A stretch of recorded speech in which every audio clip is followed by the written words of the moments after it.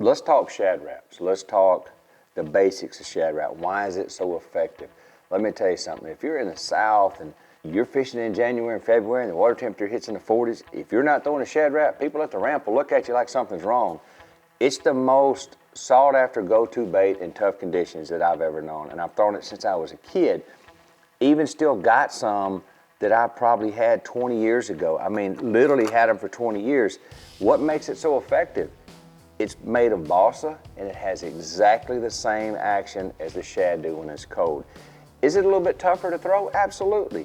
It doesn't throw like a DT6, but with the right line, the right rod set up, you'll be surprised how well you can throw it. One of the tips I would say about throwing Shad Raps is in your super cold water like that, people always want to try to throw it on fluorocarbon. Drop down and throw it on 10-pound monofilament. I throw it on Supernatural Sunline monofilament. What that's going to do is the monofilament, when it's cold, is going to come off the spool smoother. It's going to allow you to throw like a number 7 Shad Rap or number 8 Shad Rap a lot further. And let me tell you what else it'll do. Monofilament in the cold wintertime will not hang like if you're reeling fluorocarbon. If you get this bait down there and bump a tree and if you got fluoro on there, it's just pull right against it. If you got monofilament on it, you pull it down there and hit it, you can pop the line, it'll float right back up and start to reel. This is the exact action of the bait fish when it's cold. To me, water temperatures in the 40s, first thing I reach for is a Shad Rap.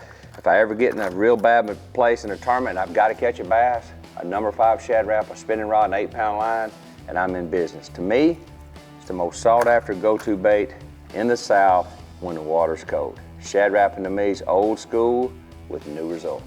Let's talk sizes and colors. There's variations. There's guys, old school guys, even myself, I throw the 5 a lot. It's a pretty small bait. It's not unmanageable. You usually throw it on a spinning rod.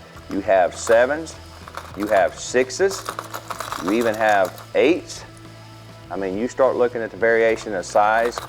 Rapala has matched every size shad in the water. So what you can do is kind of match the size of the bait to the lake you fish. You know, if you want to go even with a much larger, go all the way up to an 8, you can kind of see what you can go with. When you're talking colors, the basic colors of a Shad Rap is the crawfish color, the reds and the shads, the natural shads, and that's really what you're trying to mimic. You have them, if you're up like at Hartwell, a couple of classics ago, this was a really big bait for me, like the really kind of mimics the blueback herring. So you're going to stick your natural colors, shad colors, and crawfish colors. But now with adding a demon color to the Shad Rap line, you have that ability in dirty water to still be able to get the right color and get it tuned in. So check it out. They come 5, 6, 7, 8s, and 9s. To me, if I had to pick my favorite of all time, it's going to be a 7 or an 8. I like the bigger baits to try to get a couple of bigger bites. To me, it's the baits you do work with.